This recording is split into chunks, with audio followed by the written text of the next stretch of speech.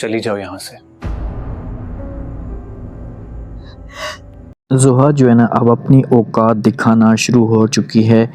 क्योंकि ज़ैशा इस घर के अंदर रह रही थी ना, तो ज़ोहा की उस हिसाब से किसी किस्म की कोई भी औकात खुल कर नहीं आई। अब ज़ैशा तो ये घर छोड़कर चली जाती है अपने वालिदैन के पास, घर में बहुत ज़्यादा परेशान होती है, बल्कि खुश भी होती कि चलो उस घटिया इंसान से तो मेरी जान छूट गई है। किचन के अंदर जब मौजूद होती है तो भाई इसे परेशान देखते हैं, तो इसके पास आते हैं, आकर बात करना शुरू कर देते, इसे कहते हैं कि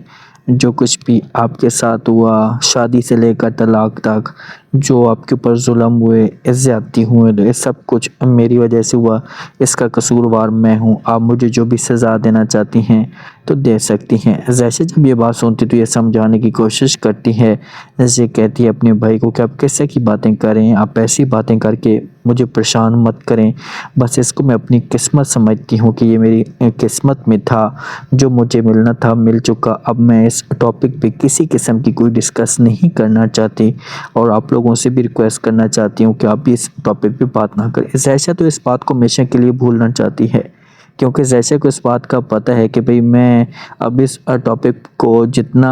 मज़ीद खींचूंगी या बार बार दोहराऊंगी, वैसे मेरे घर वाले भी परेशान होंगे, घर के अंदर परेशानियां भी बढ़ेंगी, तो मुझे जो है वो हमेशा के लिए खुश रहना चाहिए और इस बात को हमेशा के लिए भूल जाना चाहिए।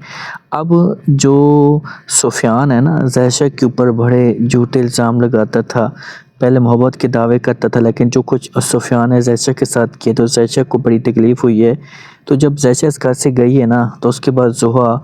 अपने ससुर को किसी किस्म का कोई भी टाइम तक नहीं देती, इसका ख्याल तक नहीं करती, तो वालिद की जो हालत होती है बिगड़ती जा रही होती है। तो सुफियान जब घर में आता है अपनी बेगम को देखते बेड के ऊपर बैठ के सुकून के साथ चिल कर रही होती है, तो सुफियान ऐसे मोबाइल छीन लेता है और उसको धमकी भी देता है, इसे कहता है कि तुम्हें कोई फुर्सत भी है कि तुम जब वो टाइम निकालो पापा के लिए, या उसका किसी किस्म का कोई ख्याल करो, थोड़ा सा तो लिहाज करो। ये बातें ज़ोहा सुनती तो साफ अल्फाज में इनकार कर देती है, ऐसे कहती है सुफियान को कि भाई मुझे किसी किस्म की कोई भी मरीज़ के पास जाने की ज़रूरत नहीं है, मैं कोई इतनी बेकारन थोड़ी हूँ कि मैं हर वक्त मरीज़ के पास जाऊँ या उसके लिए टाइम निकालूँ। जब सुफियान ये बातें सुनता है तो सुफियान की यहाँ पर आँखें खुल जानी चाहिए, सुफियान को इस बात का पता लग जाना चाहिए ये जो औरत है ये कभी भी मेरे मफाद में नहीं है, जैसे मेरे बारे में अच्छा नहीं सोच सकती। लेकिन सुफियान की अभी तक आंखें बंद हैं और वो किसी किस्म का कोई भी उस हिसाब से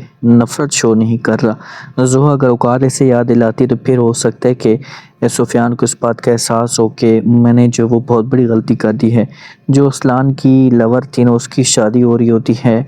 तो मौलवी साहब जो उससे पूछते कि आपको ये निकाह कबूल है, माँ भी प्रेशर डालने की कोशिश करती, तो इतने में वहाँ पर असलान भी आ जाता है और चीखना चलाना शुरू कर देता है कि भाई ये इसे निकाह कबूल नहीं है, क्योंकि ये शादी नहीं करना चाहती। तो जब घर वाले सारे के सारे देखेंगे तो असलान के ऊपर गुस्सा करेंगे कि तुम यहाँ पर क्या लेने के लिए आए हो, चले जाओ। लेकिन अगर ये असलान के साथ चलने के लिए तैयार हुई तो फिर कोई भी इसे नहीं रोक सकेगा और हमेशा के लिए असलान की ये हो जाएगी। तो अब आप लोग इस बारे में क्या कहते हैं कि ज़ैशा और क्या सुफियान के बीच में कोई तल्लुकात मज़ीद बेहतर हो पाएंगे? क्या इन दोनों की जो वो शादी हो पाएगी? लाजमी कमेंट सेक्शन में बताएं और चैनल को भी लाजमी सब्सक्राइब कर दें। शुक्रिया।